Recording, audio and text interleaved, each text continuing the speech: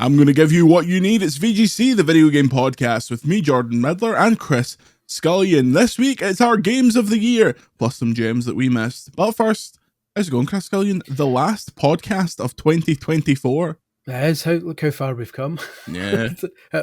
Upwards of 50 podcasts recorded, I believe. Yeah. Judging by my calendar. I would say based on the review roundups and all the wee pieces and bits and pieces and gooses and geeses, probably 65,000 podcasts this year, which for the money we're charging, which is nothing, is good value. It's criminal. It's almost criminal. I would say. How are you feeling in the festive perineum, the Buffman's Bridge? I'm feeling good. I've realised my mic's up very loud. I'm good. I'm tired. But yeah, I'm happy enough, which is good. That's the important thing. Did Santa adequately spoil your highness? Yeah, I'm afraid so. She it's like the typical kid thing. Like she asked for. It's not a typical kid thing because ask all the other parents what does your kid want for Christmas, and they have like a very specific thing. Whereas she was like freeform jazzing it. Like she was just really making it up as she was going along. So like 2 weeks before, she was like, "I want a pram with 2 seats on it for both my dolls." I'm like, where did this come from? Like, where's Santa's letter? Oh, I've not written the letter yet. Like, just already written 4. But yeah, she got a mishmash of stuff, but she was generally quite happy with it all, which is good. But good. What's the meta these days in terms of presumably when you're ordering things, are things turning up quick enough? Because I remember back when I was younger and I was still doing the old letter gear, or still expecting a decent haul for Christmas. That's not to say I didn't get some nice stuff, but when I was expecting like a child's style Christmas, the Toys R Us website existed, but you're having to order like a week or 14 days before if you're wanting to get anything to the door. For the most part, I mean, you need to be on it. Like, so you need to be like you can't just turn up on the 22nd and say, right, okay, let's get going. But luckily you've got your next day stuff on Amazon, Smiths and places like that do good kind of next day pick collections if they've got stuff in stock.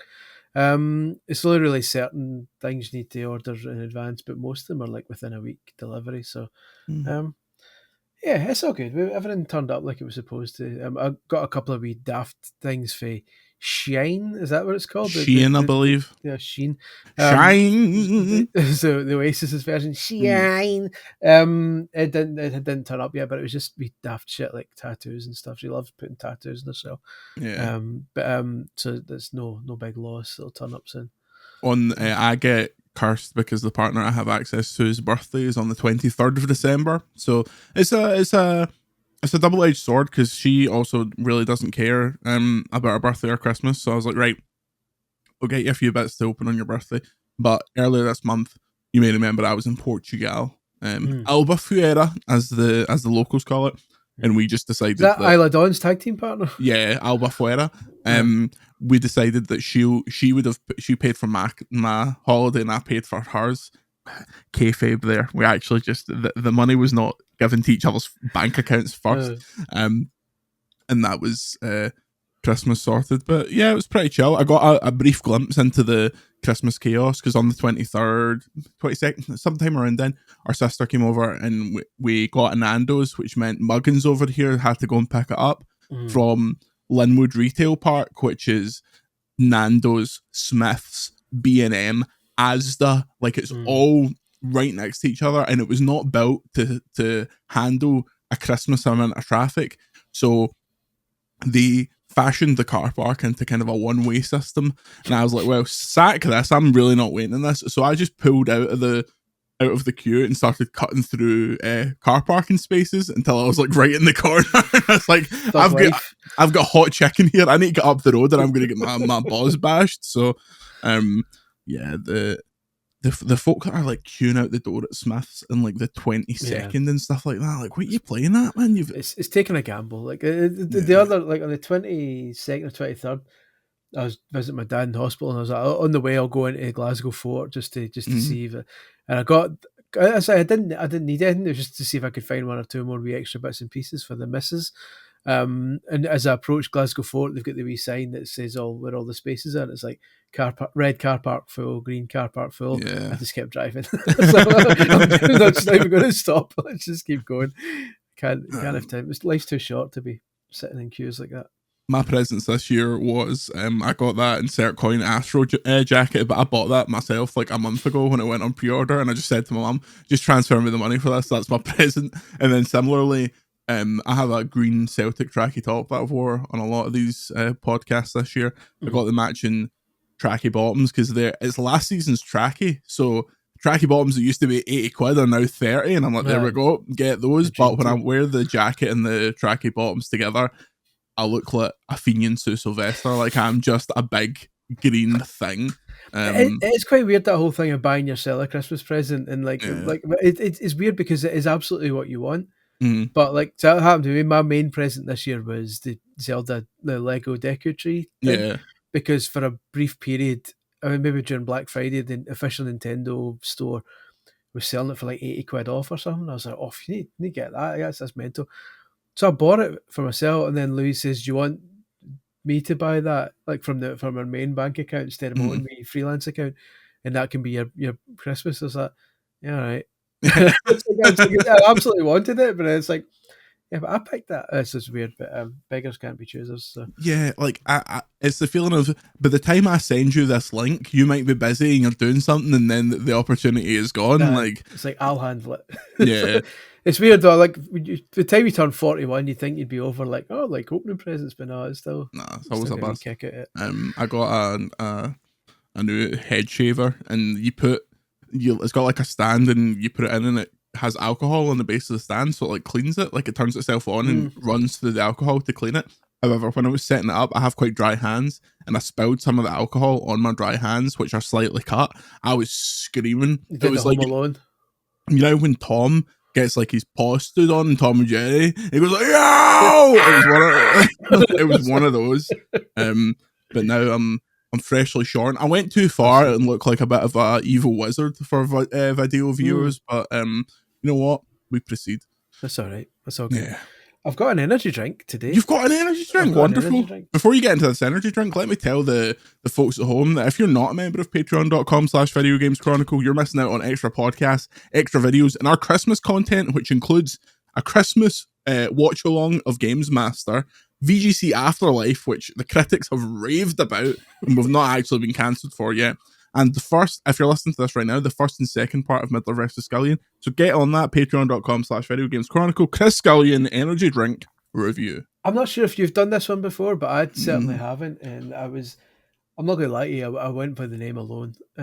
So today I went for a can of berry flavoured moose juice. Oh, the old moose juice. I've never had a moose juice before. I don't think I've reviewed that on this podcast. On a previous podcast, God rest it, I phoned the moose juice helpline that's on the back of the can and told them that I was being chased by a moose. They didn't return my call, sadly. But moose juice, was that a B&M number? I only ever see it in B&M. It was. There's a blurb on it, and I instantly regret buying it because long-time listeners will know that I hate a blurb. I hate a London ad agency's smart arse thing on it. So we've got need a moosive, see what we did there, energy boost. Yeah, I saw it. I don't like it, but I saw it. I'm right there. We've got you covered. Late night, naughty, early start, ouch. Moose juice is your new best friend. Have the best of both worlds. Hannah Montana fan there. You get the best. Life is easier when you get a boost from the moose. That when the moose gives you a boost. Are we counting boost and moose as rhyming? Listen, when the moose is involved, the rule set goes out the window. When the moose gives you a boost, it's got your B vitamins. It's emblazoned across the top. Your B vitamins, your BCAAS. I don't know. Your BCAS. So, Chris, this is pitched as a performance supplement because there is a gym in Paisley that is like sponsored by Moose Juice. Like that is the angle they're going for. This is the Roid Heads drink of choice. Yeah, because it says manufactured for Muscle Moose Limited. Yeah. So presumably that Muscle Moose is the original brand. We'll try it. I'm not holding out much hope because we're talking 15 calories in a can, which is never a good sign. Get some Moose Juice in about you. I've just got an Ultra Strawberry Dreams. A lot of people are telling me that the new guava one is making its way. The blue can guava one is making its way through Paisley. So we've got one of these ones where the ring pull is extremely tight, which is unnecessary. You need the strength of a moose to open it, or a 20p coin, whatever works. Here we go. I'm getting a berry bouquet. It smells a lot like a slush puppy. From what I remember, it smelled very strong, very, very flavourful, but also quite acidic. Chris Scullion's taking a long old gulp. He's getting it in about his lips. It's okay. Yeah. Yeah, what's it taste? It tastes like a blueberry slush. You know when you go to the cinema and you get a mixed slush, like a blueberry and raspberry slush, and then the ice all melts and you're left with what's left. That's what it tastes like. Only fizzy. Okay. See, I'm generally for that, but I feel like it would get tiresome across a 500ml can. I realize I'm maybe overselling the taste. It's a bad version of that. It's okay. It's drinkable, but it's not the best. This isn't a formal review because I don't have it to hand to drink, but I went into my local shop and they have a couple of American like sodas, so they have like your grape Fanta and all that. Well, they had grape Fanta until I bought all of it, and then they also had a Mountain Dew, which was I think it's called Melon Madness. It's like a watermelon and Mountain Dew. Tastes delicious, but let me tell you something, Chris Scullion. One 330ml can, like your standard Iron Brew can size, 87% of your daily sugars in one of those cans. It was lethal. That's but insane. I mean, you drink stuff like that and you're like, oh, that's why America's the way it is. Because a can of full fat Coke is what I think it's like 31%, which is still a hell of a lot for a drink. At 87%, and that's American standards. That's probably like 120 your UK sugars. It was crazy. Delicious though. It really had me hankering for more. And I'm not a big sugar person, but that was delicious. The thing is, like, I do think the sugar tax is the worst thing to ever happen to this country. Yeah. And I'm talking world wars and everything. Yeah, definitely. Like it has ruined so many drinks. Iron Brew's ruined, Lucozade ruined. They all take like half the sugar and put like sweeteners in, and you get the aftertaste every time. And they put a brave face on it. Lucozade a year or two ago was like, brand new formula, brand new taste. It's like, yeah, but it's not as good. Yeah. It's a shite new taste. It doesn't taste like how Lucozade tasted when you were 10, when it felt like absolute Gazprom you were drinking. Get a glass bottle with wee dimples on it, and now they're all plastic. But smash over somebody's head, launch it into the middle of a football pitch, never to be fully recovered. Good times. Yeah, I always thought that when we were when it seemed like independence was something that might happen before we were dead, I always thought what they're going to do is they're going to come out and be like, we'll legalize weed and we'll revoke the sugar tax, and I think that would have been enough to get them like over the top. That would have got my vote. Famous hash head, famous black. Shout out Writing on Games. Right, Chris, I wanted to convene here because we've published 68 reviews on VGC this year. Hell of a lot of 5 stars just by looking at it. And to explain that for a moment, the way VGC reviews work, Chris, is we review the games we want to review and we're not forced to review stuff, and thus it's more likely that stuff scores higher because we have a prerequisite interest in it.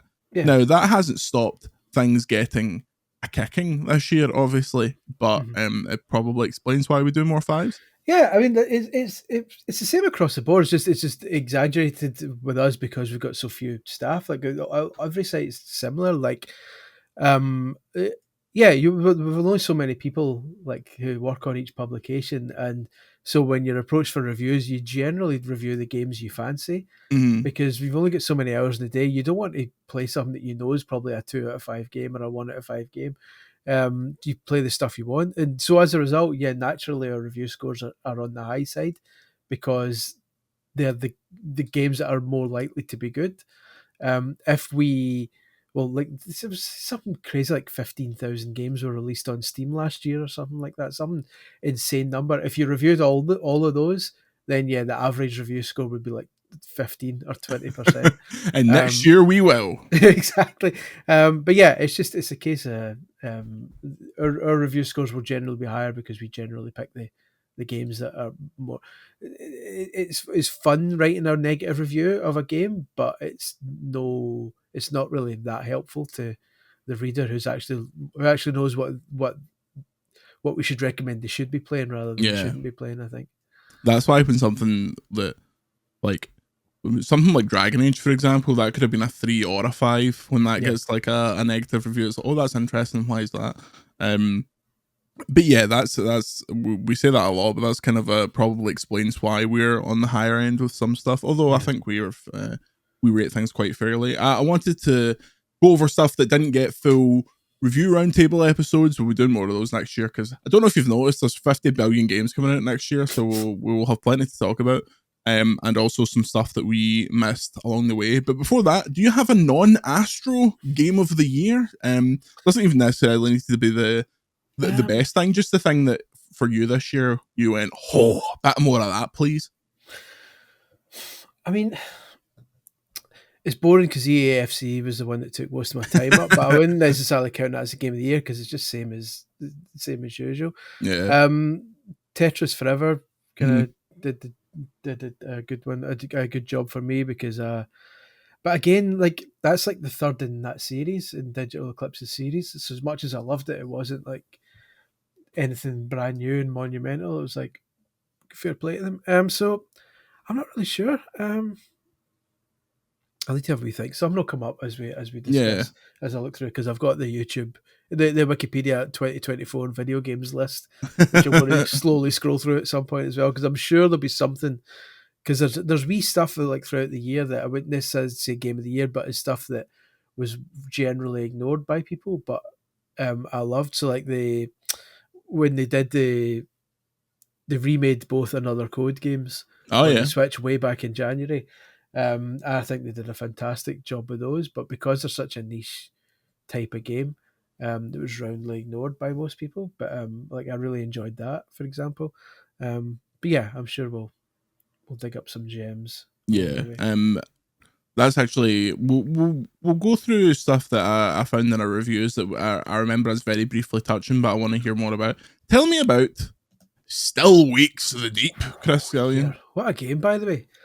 Still Wakes the Deep got kudos from me this year for being the best Scottish accents I've ever heard in a game. Nice. And it's not just, you and I'm sure have got a keen ear for these things. You can tell right away when it's not legit. It can ruin a game. 100%. Even when it is a legit Scottish person, sometimes in Final Fantasy this year, Kate Sith is voiced by a Scottish person, but it's a very Scottish accent like this. Oh, Cloud, are you going to go and kill Sephiroth? Yeah. And the guy that voices him is Scottish, but I was like, it's the Gregory's Girl style where they're told you have to speak a bit more clearly so that the Americans can understand what you're saying. It's essentially what happened to my voice when I went to the BBC. It's basically, and me when I lived in London for 9 years. I used to pure speak like an like everybody who'd come from Glasgow, but then I had to clean up my speaking so that people living in England could understand what I was saying. I had to go full into, hello there. I'm Chris Scullion rather than VGC. and yet, all this time when I still do videos, all the comments are still, I don't understand this guy. So, well, get it dealt with. You should have heard me 20 years ago. Good luck and Still Wakes the Deep to those people. But yeah, so Still Wakes the Deep. It's basically a walking simulator, but with aliens, I believe, alien kind of mutant things, and an oil rig in the 70s or something like that. And when I was first told about it a long time before it came out, somebody, the PR chap I knew, was asking me, he said, what do you think about this? Because I know you kind of care about Scottish things, and this one's very much set in Scotland. Is there anything not being Scottish that we should be aware of? And I said, if you've got a game about a disaster in an oil rig in the 70s, you should maybe read into the Piper Alpha disaster, because that was a pretty massive thing. But luckily that didn't involve aliens. As far as we know. Well, it's true. But yeah, so thankfully that there wasn't enough of a clash there. But it's fantastic. It's a required taste. I think there'll be some people who are like, this is just running and looking for the next yellow bit of scenery to grab onto. There's a lot of yellow markings to guide you where to go. But if you want something, you can just kind of switch your brain off, see some really cool creature designs, some authentic Scottish accents, and like well written stuff. It's a nice wee kind of narrative adventure. You can do it in like a night or two as well. Good. I think it's still on Game Pass. It's a perfect Game Pass game if it is.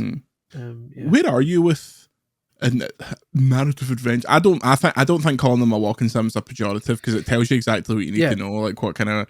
Because I was, when they first started popping up. Well, I was about to say when they first started popping up, like Gone Home, but they're like older than that. But when that kind of trend came in, I was super into them. Your Gone Homes, your Firewalks, your Dear Esthers. I feel like everybody's gone to the Rapture. I feel like I've done a lot of them though. It kind of Scullion, when I was young, I used to come home from school and have sausage and beans out of a tin on a bit of toast, and that was a fantastic meal. But I overdone it. I can't even look at a sausage and a bean together anymore. My appetite for it has been permanently sated, and I feel that way about walking sims. Does this do anything to re-bean and toast me, or is it not that? It might. I mean, I get what you mean. Like, it's a genre that I like, mainly because just where my life is just now. I like something where you can just switch your brain off for a bit. Yeah. And much as I love action adventure games and stuff like that, I also like essentially just being guided down a path and being told a nice wee story that lasts 5 hours or something. I still like them as long as they do something different. And this does this, because this is in a kind of fairly unique setting. There aren't many games set in Scottish oil rigs, so that there's a lot of kind of cool environmental background stuff that like you can visit everyone's room and see all the one guy's got a old 70s Partick Thistle scarf up in his wall and all that kind of stuff. So I like that kind of, it paints a really nice, the environment's really detailed, but yeah, I know what you mean though, but it's a genre that I still have a lot of time for as long as they do something new with it. I feel like some developers, with absolutely zero evidence, I'm saying this, like some of them just decide to go, well, walking sim's an easy way to make a game, like an easier way to make a game than something else, so let's just do that. But if they do something genuinely different with it, stuff like Edith Finch is like, that's one of my favorite games of when it came out, but I can never play that again. Yeah, but it's. Yeah, if you're into the old walking simulator and you don't see it as an insult, I would definitely go with Still Wakes the Deep. It's good. It's got just enough action. It's not just kind of slowly walking from place to place. There's bits where you're chased and you have to run. There's bits when the place floods and you've got to swim through gaps and stuff like that. So there's death in it. You can die in it. Or if you're a sap, you can turn that off and you have like a no death mode. But it's good. I enjoy it. Yeah, I kind of feel like for walking sims, I prefer ones where there is an implication that action is about to happen and it doesn't. Like Firewatch, there's always this weird kind of like, what is this going to turn into? Am I about to pull out a gun at any point? Am I going to have to fight someone? But it's more just about the creepy atmosphere and kind of the expanding storyline. I hadn't actually thought about Edith Finch since I played it. That's it. Well, I hadn't. Obviously, you think about the two main kind of bits that everyone talks about. But that's a mad game. That really was a kind of golden period for those games. You can see how they like all influenced each other. It's so sad that Campo Santo, the Firewatch people, got subsumed into Valve, never got to make In the Valley of the Gods, and are now, I don't know, making menus for the Steam Deck or whatever they're up to now. Sad. But as I just like that. Okay, every now and then I'll play quite a few of these walking sims because I'm attracted to a game that has a short like length. Yeah. But stuff like every now and then you'll get like a Martha is Dead, which is like isn't technically a walking sim because there's some puzzles and stuff, but it is really a kind of, the narrative is pretty one way, and that was just like outrageous. Like that caught me for its shock factor. And it takes something to kind of catch my eye, like, because I've played so many of them, but that was one, and Still Wakes the Deep is definitely one. Very nice. Still Wakes the Deep, available now, maybe on Game Pass, who can say. Get that Christmas money on Still Wakes the Deep. A game that you should spend your Christmas money on up next. Thank goodness you're here. Rarely do you finish a game and you think, well, that was just about perfect. Thank goodness you're here was one of those for me. I played through it in a sitting on my Steam Deck, laughed heartily the entire time. It's a little adventure, kind of point and click, kind of just interact with little comedy scenes game. You're kind of always pushing forward. The entire premise is you move to this northern English town. Hilarity ensues in the style of like, there's like a kind of Ricky Gervais show kind of style of animation. It's a bit what's the League of Gentlemen? That too, like League of Gentlemen style humor. Vic and Bob is very, very British. And as someone who hates the British, you would think that would turn me off, but I thought this was absolutely fantastic. From that first trailer, we were raving about it because it seemed like it would just pure hit perfect notes of, because obviously we know Americans aren't funny, British people are funny, but it's very hard to translate that to a game, and it does it so well. It's a perfect example of how the theme and the delivery and the dialogue and the writing can make a game.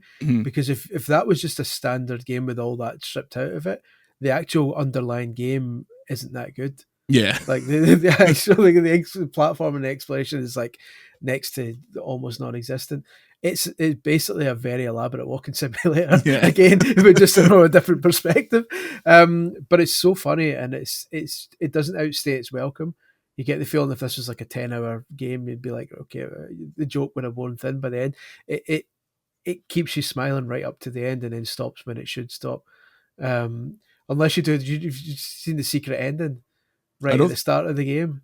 I don't think so, no. Right at the start of the game, I can't remember exactly, but at the start somebody says you're meeting up with somebody. I can't remember if it's a boss or something, or a police, whatever the first scene is, and you're waiting for someone. Oh, the mayor's office? That's it. Yeah. If you just wait the whole time for like an hour or something, he turns up and you get the end. That's the game. It's brilliant. So you actually beat that game without doing anything at all. But no, it's really funny. It's one of the funniest games I've ever played. Yeah. When I was reviewing it, I was like, I can't think of any game that's like close to that. The only thing that I was thinking of is the two South Park games that Ubisoft made. Really funny, but that's like almost cheating because they're basically just playable episodes, like playable films of South Park.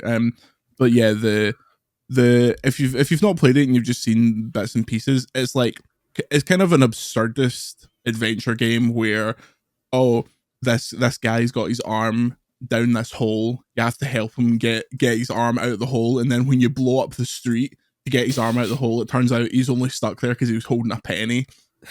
And then you're like, you have to get to this other section, and the only way to get down it is there's like a drain pipe there, and you're like a wee short guy, but then you dive into the drain pipe and you become tiny, and you like scoot through the drain pipe. Monty Python is like probably the best kind of, like Terry Gilliam's Monty Python animation is the best kind of touch point, but it's all voiced by really exaggerated, funny northern accents. Matt Berry's in it naturally. There's turns out one of the lassie that is in the shop, Price Shaggers, like one of those lassies is a TikToker that I follow, and I didn't even notice, and she's really, really funny as well. There's just, it's so stuffed with jokes that even if you've played it, you can go back and there's stuff that I missed that I saw other people playing the game, and I was like, oh shit, that sign there says this and that. And even though in most games signs are just like set dressing, but in this they make sure that every sign is like a wee joke, like it'll have one or two words on it. It's a fantastic. I wonder how it kind of translates overseas though, because I noted that it wasn't touched at all during the Game Awards. Not a single nod for it, but obviously in the BAFTAs it's getting like plenty. I think it's going to absolutely clean. Yeah, I think the Americans who get that British kind of humor will love it, but there'll be some who are just like, I don't understand the word. Even with the subtitles and stuff like that, the optional subtitles, I think there'll be some saying, I don't understand. This. You kind of either you get it and love it, or you don't get it and are just bemused by the whole thing. I think there'll be degrees of it. Like, I think it's fun. I think British people will really laugh at the fact that every single price is in bob. So it's like a 10 bob, 5 bob. Like, the expressions, like there's a clip that goes around TikTok a lot of when the wee old woman goes into the bakery and the woman goes, "Oh, we've not got this today. Would you like this?" And the old woman goes, "Oh no, I'd rather shit bed." And I don't think that Americans will get like as much of "I'd rather shit bed," but yeah, some Americans have real, like Dan Riker, fame, Mr. America, pretty much absolutely loved it, but it is one that seems really for the British heads. I think it was in our Discord that someone was saying it has a kind of Wallace and Gromit type. Yeah. Obviously, I'm not exactly the same, but I was thinking that when I was watching the new Wallace and Gromit, which was out yesterday or day before on Christmas Day even, and I was sitting watching it and going, because Peter Kay does a voice in it and stuff like that, and I was like, I know America loves Wallace and Gromit, but I wonder how many of these jokes will translate well to America. So it must be. Thank goodness you're here feels like that times 10. Like there'll be some jokes that just go over their head. Definitely. But the general tone will be enough to win them over, hopefully. I wonder if there's a subsect of American people that are like, I actually really get, thank goodness you're here. That 10 Bob stuff really. If you watch Vic and Reeves, you'll really be into it. Yeah, it's a magic wee game. I can't wait to see what that crew do next. I'm all for it. I hope they. I'm not really across how long this took to make. Like it's, I wonder if it's the kind of thing that took a long time, because obviously there's a lot of art going into it, and it's all a hell of a lot of writing. Like you think about not just the writing of the of like the dialogue, but all the background jokes, the setting, and all that stuff. But this isn't like a 1 year project or anything like that. It clearly took a while. It's probably not like Cuphead length, where they were working on that game for about 45 years, but actually it reminded me of that in terms of like such a distinct art style, where the next thing they make it will be like, oh, that's from them. So it's funny, you'll ask them about it, like how long it took. We actually started development on the Amiga. It took us 25 years to make. Speaking of the Amiga, Llamasoft, the Jeff Minter story. I love Jeff Minter. I think his llamas are adorable. I'm so glad he's still kicking a ball and finally getting like quite wide recognition, not just from British mentalists. Tell us more about Llamasoft. It's weird. It was the second Digital Eclipse one. So for those who aren't like kind of versed in they've got this Gold Master series, they call it, and Digital Eclipse has been doing these kind of retro collections for a long time, but they finally decided we're going to properly like do these like museums. So the first one was late last year, and it was the making of Karateka, which was the boy Jordan Middler who did Prince of Persia. It was the game he did before that.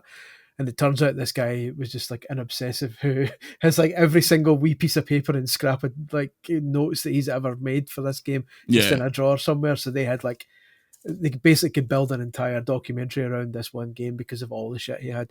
For the Jeff Minter one, they've gone more for quantity instead of quality. Not that there's no quality there, but instead of focusing on one game, they've covered like 40 games that Jeff Minter made, from like the ZX81 up till about Amiga. The Jaguar, I think, is the most recent one. I think there's a Tempest in the Jaguar there. I might double check that, but it's fantastic because not just because it covers a lot of his games and his backstory and everything, but as I said, we gave Digital Eclipse the Developer of the Year on the site, and one of the reasons for that is that they're not just retreading the same America-centric history of games that you get all the time online. I spoke to Chris Collar, who's their kind of editorial guy just now. He was the main games guy on Wired for like a fucking decade and a half or something. This guy's been writing since the late 90s, and now he's their editorial guy. So they've got a guy in charge of basically making the stories for these compilations who has a journalist background, and he can dig out all this stuff. And he said to me, look, we knew about Jeff Minter, but we didn't know a lot about Jeff Minter when we started. And the whole point of these things is to educate people as well as entertain them. And he says, because he doesn't know about, I says to him, I'd love to see a Bitmap Brothers one or a Sensible Software one. And he's like, yeah. He says, we don't know anything about them in America. Like, we'll happily like look into that. Where's the Great Guyana Sisters Digital Eclipse compilation? Give us Whizball or give me death. That's what I love about it, is that it's covering a period in time where the internet would tell you games were dead, because the America-centric side of it is Well, video games were big because of Space Invaders and Pac-Man, and then Atari came out and ET came out, and everything went on its arse. And then Nintendo and Mario saved the day. In the UK, like, and then a little plumber saved the day. A little guy with a mustache rocked everybody's world. And then it cuts to an 80s compilation with Wham in the background. And then it cuts like an old news report. We call it Nintendo. And it's really muffled. This Kyoto-based giant is going to make a real big splash in US next year. Then really, really old footage of Miyamoto where he still looks like a young man. Smoking 85s going... He's got one big long fag all joined together, like smoking it to the beef. But I love the fact that while that was all happening in the UK, we were like, we're done all right, thanks very much. Yeah. We've got the Spectrum and the Commodore 64, and we're making brilliant games. So it's great that this was a compilation that actually told American players, look, here's an alternative kind of history of what was going on in the world of video games.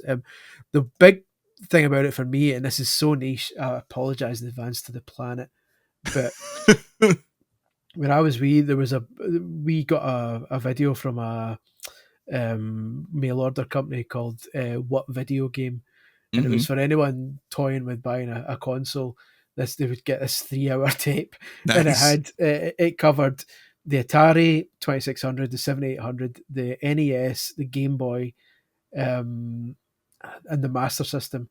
And at the end, there was a preview section of consoles that were coming out. And for each one, it would basically just show you a 20-second clip of every game they had in their warehouse for these consoles. So it was basically pre-YouTube. You got to see all these games in action. It was fantastic. I wore this tape out. But at the end, there was a preview section, and they previewed the Lynx. They previewed the Mega Drive, because I hadn't come out yet. And they previewed the Konix multi-system, which was a British console. And if anyone's never seen the trailer for this, I urge you to go and look it down. This is the most ridiculous thing you have ever seen in your life. It was a console that came with a joystick and came with handlebars for a bike and came with a steering wheel. The whole thing transformed into a steering wheel and a light gun and an enormous chair that you sat in and rocked along as you played the game. And you look at it and go, this thing, there's no way this thing can ever be made. And your mind must have been blown. I was like, this is going to be the greatest thing ever. I always wanted a Konix. And sure enough, it was never released. The thing died in its arse. But Jeff Minter was making a game on the Konix multi-system, and Digital Eclipse managed to build a working emulator of the Konix because he had the prototype of that game, and they've put that game in there. So Lamasoft, the Jeff Minter collection or Jeff Minter story, has the first ever playable Konix multi-system game that you've ever seen, and that just blew my mind that someone actually cared enough like to go to that effort. That's insane. So yeah, it's a very, very niche thing, but if you want to kind of increase your gaming knowledge and learn a bit about stuff while playing, all the Digital Eclipse Gold Master series, that's the Karateka 1, Jeff Minter, and Tetris Forever are all fantastic for that. That would have been enough to win him Developer of the Year on VGC, just from you. You'd be like, sorry, absolutely no one else. It's got a Konix game. When we come back, Indiana Jones, Power Rangers, and thoughts from the VGC Discordians. We'll see you in a minute. And we are back. 2 games that just came in under the wire that we didn't really get enough time to talk about because it has been absolutely mental around here. Indiana Jones and the Great Circle. Now, it's no secret that it's been a long-running meme about Xbox's first-party stuff and how this will be the year, etc., so on. But if they keep making games as good as Indiana Jones and the Great Circle, then I'm going to have to get my PlayStation tattoo removed. Because this game is an absolute banger. It's like it's a PC adventure game pasted onto light immersive sim style maps. The performance from Troy Baker is generationally good. Like, it's unbelievable how good he is in this. Makes up for the NFTs. Everything about it almost does. Everything about it nails the vibe of Indiana Jones, down to the fact that, like, he's quite a shit hand-to-hand fighter, like drunken brawl. Like, everything about it feels kind of like it reminds me of, remember when Arkham Asylum came out and people were like, oh my god, finally a game that actually it really makes you feel like Batman. Like, to get that magazine shite out of the way, this is that game. This is this is like the Jedi. This is Indiana Jones's like Jedi Survivor, Arkham Asylum, Insomniac Spider-Man. Like it's that tier of licensed game, and not only that, it looks amazing. You're not really supposed to do this, but I was sharing it for editorial purposes. I was sending Chris and Andy screenshots of this game as I was playing it. Like I had the review to like put into the review, and I was just like, look at this thing, look at the way this thing looks. It looks mad. I cannot wait for you to get into it, Chris. I've got it installed on my Xbox, but I've decided not to because I'm finally putting the order in for my new PC, and I'm thinking that's the game I'm going to christen it with, is the old Skindiana Bones. I'm thinking that by what I could tell, especially since put in the update where they've improved the old Raymond tracing. It sounds like a good kind of way to test the new rig out. I played it on a 4090, and I put the Raymond tracing up to full on everything, and it went from a rock solid 60 to like 17. It was really like, that's enough now. You know the way that that Witcher 4 trailer was like rendered on an unannounced GPU? Indiana Jones was made for it. Yeah, you'll get to this eventually, don't worry. But no, it definitely seems like my kind of jam. I like a wee bit of indie. I've not seen the latest film, but it's probably for the best. From what I can gather. Well, filmed in Glasgow, filmed in Parney Street, so that's true. If anyone's interested in seeing the decaying husk of A1 toys, you can see that in Indiana Jones. It actually could probably still go there today and still see real life Nazis. Imagine so that's quite good. But no, I'm definitely up for this. I'm glad on a personal level that Xbox finally did something, because you don't want to see one kind of the big three struggle for too long, because you need competition. It's like we were approaching WCW Thunder era for Xbox there, and it was like, how's this going? But the fact that they can still produce a banger means it's good for everyone, especially it's also good for PlayStation owners. If all these bloody games are coming to PlayStation eventually anyway, it should be in their best interest to see Xbox doing well, instead of going, oh, user shit. It's like, shut up, you're getting the games now, and just keep quiet and hope they do well, because next year you've got, if Avowed is as good as the previews suggest, I quite like the look of South of Midnight. South of Midnight, yeah. I'm cautiously optimistic about that, even though that developer hasn't produced a banger yet. Stuff like that, Fable. It could be a good year for Xbox, although we say that every I'll tell you now, Fable's not coming out next year. I think Fable's going to be their December 8th game next year. I'm cautiously optimistic. I'm removing names to protect the innocent here. Stephen Fable. Stephen Fable. So I was talking to somebody involved in that game, and they said that when a trailer came out for that game with 2025 on it, they contacted someone higher up involved in that game about the 2025, and they laughed and said, quote, aye, December 31st, 2025. So still counts. Yeah. Still counts. But I think that Avowed seems great. If the Outer Worlds 2 is next year, that the Outer Worlds, I thought the first Outer Worlds was fantastic, and Obsidian no bangers. Obsidian could have 2 bangers next year. I've said for a long time that they have the potential to be Microsoft's Insomniac, and I think they could have 2 real crackers next year. So I think that'd be a pretty good year. And obviously you need to consider that, I mean, next year's COD is also one of their games, so they're going to have stuff to do. So yeah, I think Indie's a game that it'd be so nice if this is kind of the quality to expect going forward, because if this is what they've got, and then Sony comes out with like their Astros, and Yote is probably going to be really good based on everything they've ever made. We could be, this second half of this gen could be really strong.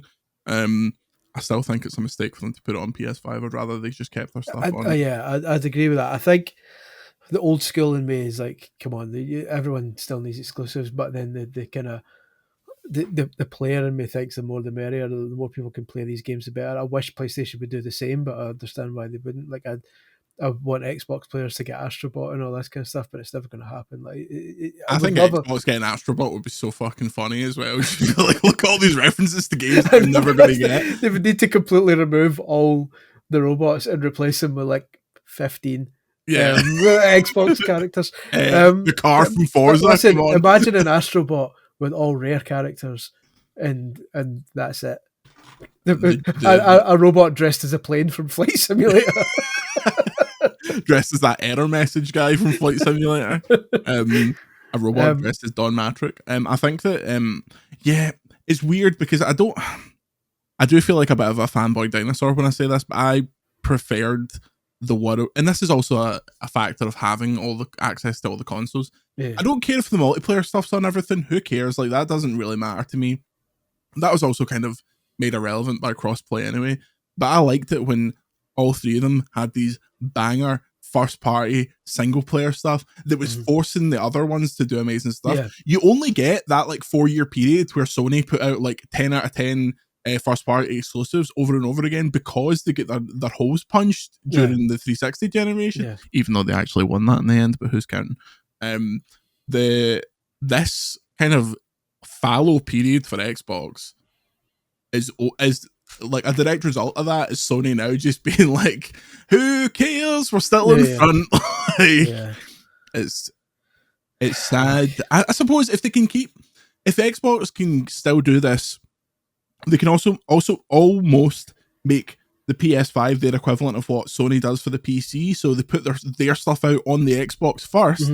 6 months time, when no one cares, put it out on PS5 the same way that Sony is doing with the PC, because it still feels like this Christmas the only place you're playing Indiana Jones is Xbox and PC. It's a weird one because in the whole Xbox, in a business sense, I understand what they're doing, because we've always said for years these companies make a loss on the hardware.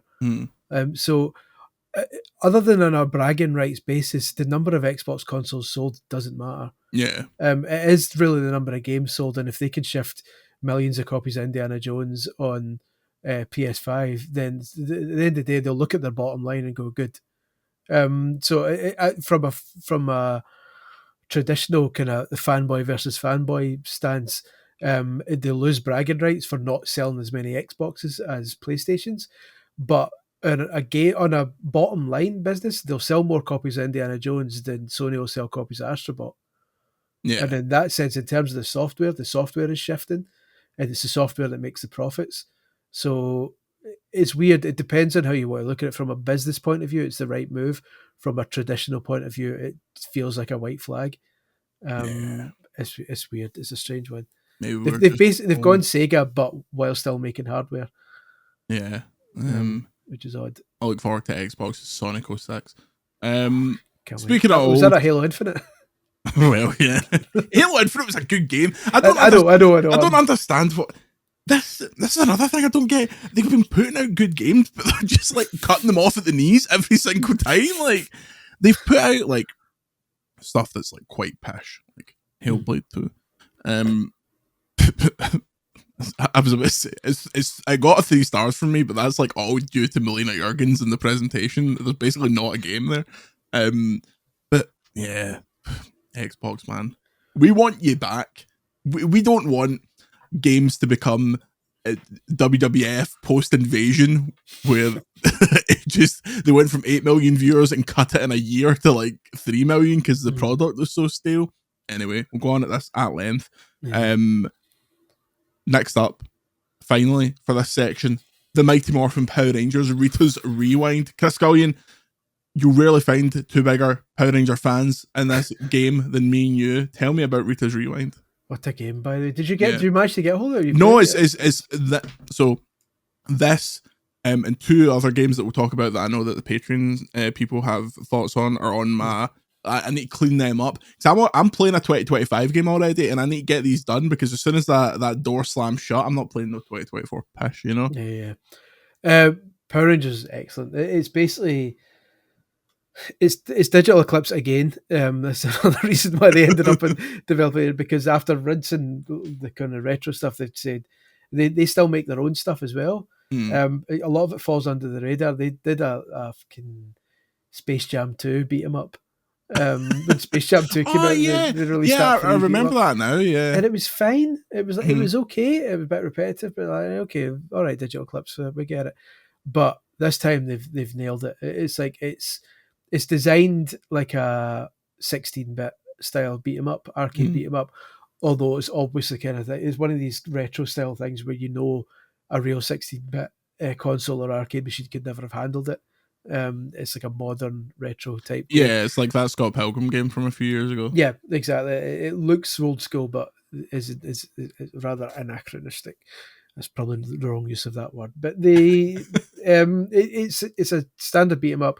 You pick your 5 Power Rangers. You later unlock the Green Ranger, which is very nice. Any White Ranger? No, but I dare say that apparently there's more stuff coming for this game, so I would imagine you'll get a cheeky wee White Ranger at some point. The dialogue's a wee bit off. Like it's not off. It's Power Rangers. How much? Accurate. That's the one annoyance I had with it is there's sound bites and they repeat over and over and over again. Even when it doesn't make sense, like it seems to have been designed with co-op play in mind. Mm-hmm. But if you play as just the Red Ranger, he'll say something like, "I need help here, guys," and it's like you're on your own, mate.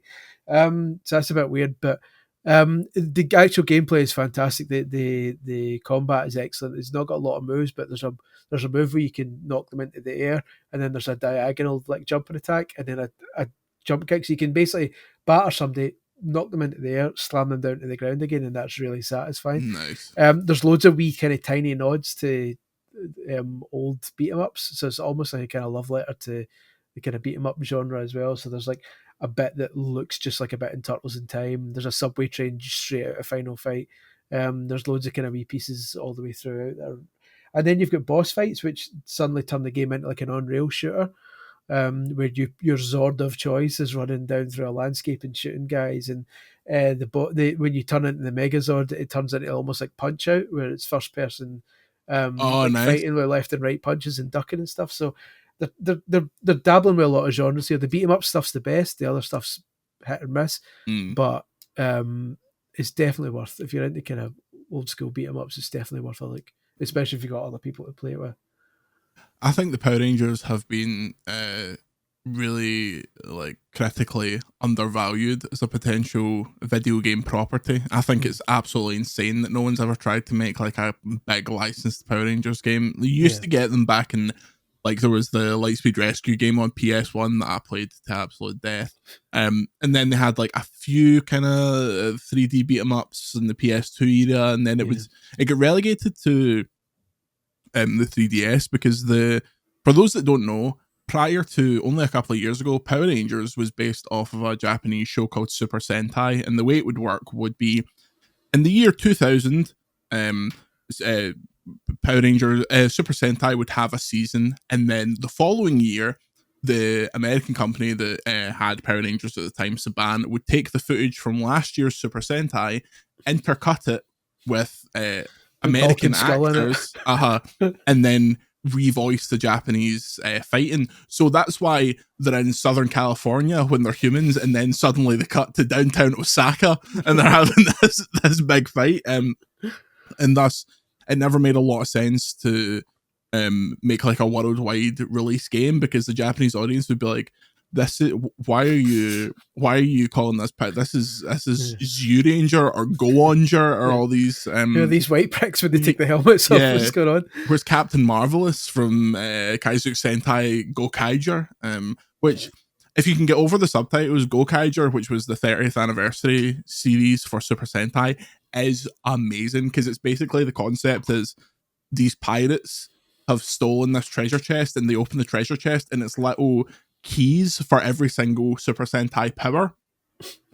So each episode they're like transforming into all the different costumes, and they have cameos from the old actors and stuff. That's brilliant. Nice. They remade it in America and it was absolutely pish, because this is such a tangent, but because after Wild Force, which was like 2004, they moved production of Power Rangers from Los Angeles to New Zealand so that they could make it without the union.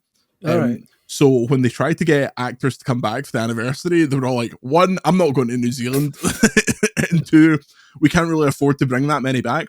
So they always brought back what's his face, Jason David Frank, God rest him, and a few others, but it was really kind of ropey. Did you watch that Netflix one they did? I wanted to, where Billy was like the main character. I haven't got around to it yet. That's the kind of anniversary one. That was quite well handled. Like, this game follows on from that. Oh, I mean, you don't need to have played the game. You don't need to watch a lick of Power Rangers to kind of enjoy the game. But the kind of robot Rita Repulsa from that film is the one. She goes back in time to meet the original Rita Repulsa, and they both team up to.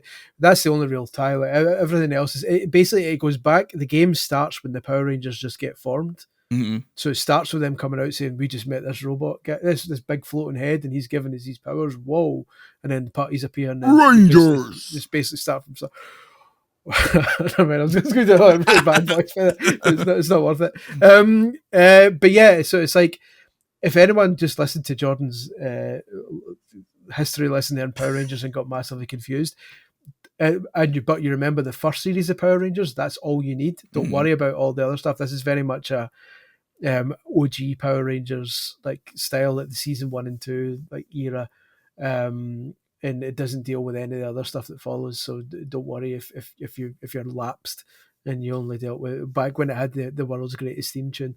But yeah, it's great. The music's excellent as well. It's all kind of new reworkings of the music, and obviously there's a you go to the juice bar in between stages. That's the kind of hub. Oh yeah. And you talk to like Bulk and Scullion there, and when you start talking to them, it goes good. It's all the and there's you can unlock arcade games. You can play the arcade games in that thing. And Digital Eclipse have basically made 3 entirely new 80s era arcade games, which are genuinely brilliant. Nothing to do with Power Rangers. It's like the attention to detail is fantastic. But yeah, good game.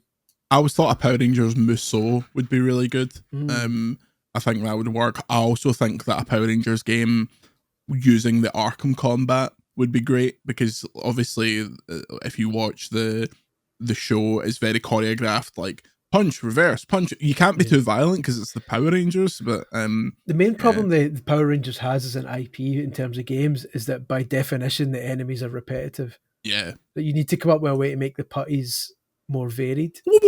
Exactly. But no, it's a really good game, and I was going to say something and I can't remember what it was, but it obviously wasn't important. Yeah, because it would have stuck in my brain more. But definitely worth a look if you're into your Rangers. Do you want? I'm certainly not, but I do like the Power Rangers. Do you want an insight into my psyche? Probably explains a lot. Red is my favorite color because the Red Ranger was the leader, and I had to be the leader. Thus, red became my favorite color. Finally, we got there. We finally got into John Malkovich. Yeah. Best Power Rangers, in my opinion, Power Rangers in Space. What a show. That was proper. People talk about your Star Trek. That was proper pathos. Our age gap means I was just into the original Power Rangers and then got too old for the rest. So it aged slightly behind me. So I just, like, my brother's 3 years younger than me and he was massively into it. So I watched most of the Power Rangers through him because he was the big Power Rangers head in the family. So I watched a lot of the kind of the original series, and then at that point I kind of moved on. So the OG Power Rangers is all I kind of know, really. Power Rangers in Space, actually, from Mighty Morphin to Power Rangers in Space, is a complete arc, because it's still dealing with Zordon. Like the end of Power Rangers in Space. This is a 25-year-old show, so spoilers.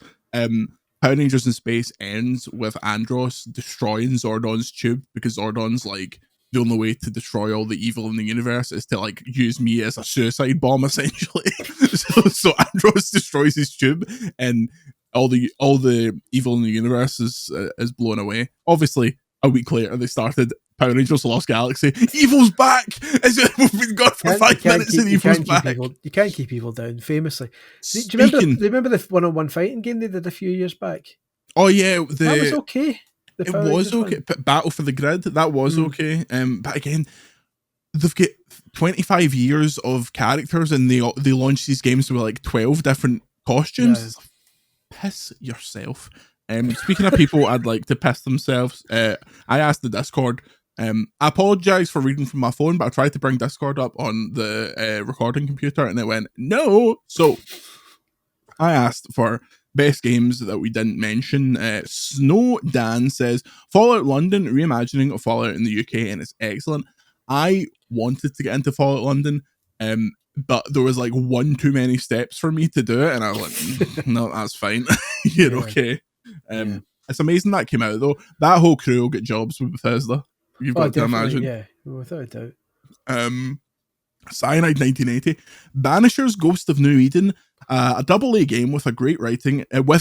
Sorry, I added the A there. You didn't say that. And a Scottish protagonist who isn't a cliche dwarf for once, with a non-offensive accent, although it's a bit cringe when he says, "We Highland kiss for ye," while headbutting a demon. Give that a go. A name that I can't pronounce says Tactical Breach Wizards. I hear a lot about it on other pods, but not this one. More on that later. Following your message last night, I texted a friend of the show, an enemy of me, Lucy James, because she always has 50 codes for everything. I was like, you get Tacky Breach Wiz? And she was like, yeah, I've got 1,000 of them, so I'm going to play that. Crow Country, not familiar. Animal Well. Crow Country's excellent. That's the kind of PS1 Silent Hill style. Oh, yeah, okay. That did seem cool. I never got around to playing that, but is that what that's? Oh yeah, okay. Animal Well, that was another game that got a real big flurry of attention, but I never ducked into that one. Here's one that I'm surprised you've not mentioned. UFO 50. That seems like it was Chris Scullion all the way down. I'm absolutely desperate to play that. I've just not had the time for it. That's me. That's me to a T, that game. Yeah. For those that don't know, it's basically 50 like retro style games, but all made with like modern sensibilities. Apparently, every game in that is an absolute banger. Apparently, definitely going to get into that next year. Judy 51 says Lorelei and the Laser Eyes for me, probably my game of the year. It's an excellent game. Did you play Lorelei? I reviewed the Switch version for a third party website. It's excellent. It's very, very. It's a really acquired taste though. Like, it looks fantastic. It's really kind of minimalist, but it's like a puzzle game, a puzzle adventure where you're going exploring the houses. But the puzzles are so obscure and so abstract, and it gives very little away. You really need to figure it out as you go along, to the point that they released like a hint book for it that you can buy, and even the hint book is full of like obscure puzzles that doesn't even give you the answers. It's like, guys, we get it. It's a bit pretentious, but it's like it's fantastic. It's very stylish. When I visited TennoCon over the summer, Kurt from GameSpot was talking mad about Lorelei and the Laser Eyes, and he's someone whose taste I really rate. People who did, what was that one from a few years ago? My mind has gone totally blank all of a sudden. They looked similar. It's a really minimalist game. Sayonara Wild Heart. Oh yeah, Same people who did that. But instead of a kind of rhythm game, it's a mystery adventure thing. Nice. A few more before we have to get out of town. Galaxid, Kitsugami, Path of the Goddess. That the modern Capcom, who could honestly just churn out Monster Hunter or Resident Evil games forever and sell millions, is still making amazing, weird, artistically interesting, almost guaranteed to be impossible to market like this, and Dragon's Dogma 2 is really special. Easily the best GameCube PS2 game of the year, and I mean that as a huge compliment. So, Kitsugami, Path of the Goddess, at SGF, Capcom had like a big tent, and you know Ian from Capcom, he was like, I was sitting chatting with him, and because I was going from a Monster Hunter appointment, and Monster Hunter was the game of the show. Everyone was like, you need to sneak in and get the Monster Hunter demo. And while we were waiting for it, just after I'd had my hole punched by noted raver Alan Wen at the Street Fighter DLC, he goes, "You played this Kitsugami thing?" And I was like, "Honestly, mate, I've got no idea what it is." And he was like, because there was loads of boosts for it. It's like, just go and play it. Played it, and I was like, this is mad. Like, how, as the comment says, like, Capcom just putting stuff like this out and just leaving it there to be like, go and find it. And I feel like I remember that reviewing really, really strongly as well. Yeah, but it seems to have also been a bit of a flop. I don't know if I'm wrong in saying that, because I'm sure I remember. This is right about the time where my brain started melting because of the VGC book. I'm sure I remember them saying that they were disappointed or something about how it's gone so far. I might have totally made that up, but I'm sure I saw that somewhere. It's a shame. It does feel like, but again, like, Capcom can afford to take these punts now, which is good. It's nice that they're still doing that. They're not just going safe every time they release something. They're every now and then they'll do something like this. So yeah, it's nice. I mean, and even like this new Okami game is a punt. Like people might not think it, but Okami is very niche, especially nowadays. There's not a lot of people, modern players, who give a shit about Okami. So although it's a more known name, that's still a punt. Not to Kurutsugami like levels, but it's still that's not going to sell 10 million copies. But it's nice that they're doing it anyway. Yeah, definitely. That's the rub you get when you make games that are because this Monster Hunter game is going to be an absolute joke. How successful it is. Finally, Jamie H. Unicorn Overlord is Vanillaware at their very best. Really enjoyable tactical game with fantastic art style that you don't need to fully get into the mechanics to enjoy it, but when you do, it's very rewarding. It can be as simple as commanding your units to attack enemy archer first, but the level of fine-tuning to the if X then Y system they have in place can be 10 permutations deep. I thought they peaked with 13 Sentinels, but with Unicorn Overlord, they're become one of those studios that'll buy their games day one, regardless of the genre, because I know it'll have the juice. The juice. For the juice. It's not a genre I get into that easily. I'm not smart enough. I don't have the patience. If you can, anytime I play a tactical like game like that, I always go like full attack. And then get my arse booted when it gets started. Exactly. I always go 4-4-3-3. All attack. No, it's like when I do get into them, I really get into them. I really get into that Project Cross Zone on the 3DS. Remember the one with like the massive crossover one? Yeah, with all the Sega and Bandai Namco and Capcom characters all coming together. That's because you're an IP whore. As soon as they put someone in, you know it. I love a crossover. This is. Can I do a wee rant before we finish? Have we got time for a rant?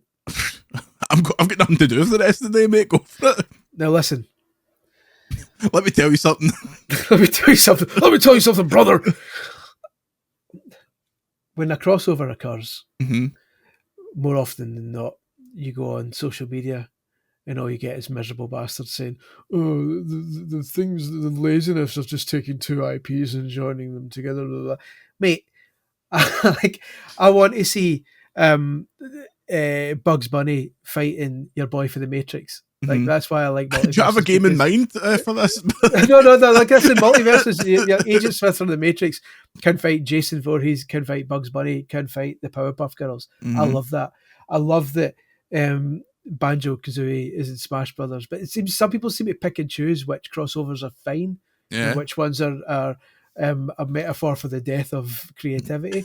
So when they announced it, when any announcement was made for Smash Brothers, everyone was up for it. But then suddenly when Godzilla gets put in Fortnite, everyone goes, "Oh well," just shows how they're like. Listen, even Ready Player One, I by all accounts the book is awful, but the movie is dumb fun, and I liked seeing all these things coming together because it doesn't have to be Catcher in the Rye every time like a movie is made or a game is made. It's the media equivalent of you having a toy box, because back in the day with my toy box, I had my wrestling figures, and the number one, the heavyweight champion of my wrestling federation that I had with my wrestling figures was an action figure of a Goomba from the Super Mario Brothers movie, the big giant green Goombas. He was my champ, and number two was Spider-Man. He was the Intercontinental Champion. Like, there is nothing wrong with mixing IPs for a laugh, because that's all it is. If you play Fortnite, which I've only just started getting into because I'm massively out of date, or anything. You heard this Fortnite thing? It's going to be big. There's a little game doing the rounds. Don't tell anyone. I believe they call it the Call of the Duties, and I think keep an eye on that, because that's that's Chris Scullion's lock of the week. That's my top tip. Put your shares in the Call of the Duties. Just have if you're enjoying it, enjoy it. Like don't let miserable bastards who go, "Oh well, where's the creativity?" Let them enjoy their Kurutsugami, Path of the Goddess. Like, fuck creativity, if you ask me. Exactly. I'm very excited for Godzilla to turn up in Fortnite, which I never thought I'd say a month ago. No, I love a crossover because it's daft. I like seeing two worlds colliding, and I don't. The general argument now is that it's creatively bankrupt, but I like seeing it. I liked Freddy versus Jason. I'm always up for it. It depends for me. I don't like seeing anything non-Pokemon interact with Pokemon, because that feels like a parallel dimension to me. And like, I don't want if they're Pokemon, just stay Pokemon. When I had my action figure wrestling federation, I was very, very strict. My storylines were absolutely were absolutely realistic. They were grounded. There was not 50 run-ins every match. You wouldn't even cross over generations. You wouldn't have Andre the Giant fighting John Cena. Oh yeah, he's dead. Andre the Giant would only appear in kind of a flashback sequence. But yeah, I think people take this shit far too seriously. Yeah, the world is burning. Like, come on, who cares? That's the thing that annoys me most. It's like, pick your battles. It's like these are the things I play to switch my brain off at the end of the day. Like I don't care how angry you are that Scooby-Doo's cousin gets added to multiverses. Yeah. Shit. Multiverse isn't that good anymore. Let's move on. Do you think one of those guys and some of those people in Valencia who saw their houses floating down the street were sitting there going, yeah, but they put Skibbidy's toilet in Fortnite? It's so fucking... To be fair, that is the line. Okay. Like, I won't accept that. I don't accept memes. I won't have memes getting put in these things. But established IP is acceptable. Very last thing before we go. Batman Arkham Origins is £1.50 on Steam, right? I bought it on Christmas Day because I was like, I want something to play on my Steam Deck. It's really good. Everyone told me that game was pish, and I think it's just because people had been successfully gaslit by Rocksteady, who are like, it's not part of our Arkham trilogy, but it's really good. It's like another one of those games, and I've been having a gay old time with it. And it's on my backlog. It's only, of course it is. It's only like 10 hours to beat. And I'm like, man, these Batman games. See, when they were putting out these Batman games, life was good, man. Life is what it was all about. Until life is good again, and you join us next year. Thank you for listening to VGC, the video game podcast. What does the rest of your day look like, Chris Scullion? I'm literally going to go and make a sandwich and play Batman. I'm actually, even though we just mentioned it, I'm actually putting together my backlog. People on the Discord have been asking me what my backlog actually looks like, because I keep mentioning it. So it's a big stack of games. It's very out of date, so I'm updating it just now, and then I'm going to share it with people, and I'm going to start streaming my way through it. And it's going to probably take 20 years, but let's get started, because it goes back to the 360 era, and we need to kind of tick some of these off. Chris Scullion will share his backlog with you if you're a season ticket member on patreon.com/Video Games Chronicle. So get onto that. Thank you to all our supporters and those who have upgraded over the festive season. We have still got some Christmas stuff coming. We're back in January. We're going to probably the second week of January.